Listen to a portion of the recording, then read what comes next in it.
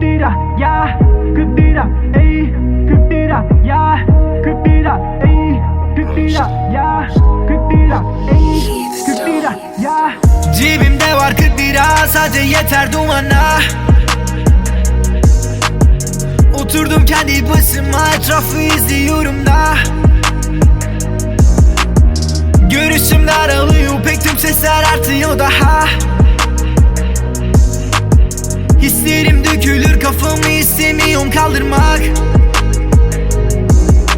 Ya istemedim hayatımın olması karmaşık. İstemediğin şeyler yapışır, yakandan sarmaşık. İçimi deliyor, neden gittin yarın bırakıp. Bugün çıktım kapıdan, hiç kimi yarın bırakıp. Takipten çıkıyorum, bu benim sana mesajım. Gezi bırakıyorum kapımı sana aralık. Ama yoksun, bu yatak kavrolsun. İsterdim ama diyorum yerine kahrolsun. İnşallah çıkar bu son keşfetine. Kafamdan bir film şeridi bir matine. Dostum diyor kapılmayı sefretine. Diyor vazgeç güvenilmez yüzsüz birine. Cebimde var 40 lira, sadece yeter dumana. Oturdum kendi başıma, etrafı izliyorum da.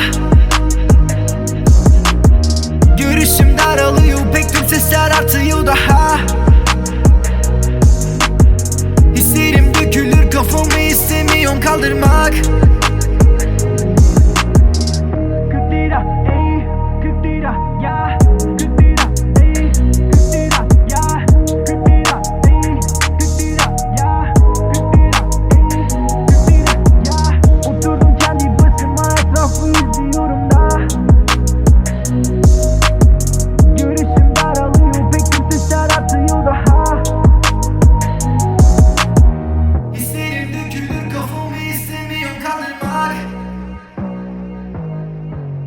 Cebimde var 40 lira, sadece yeter dumana.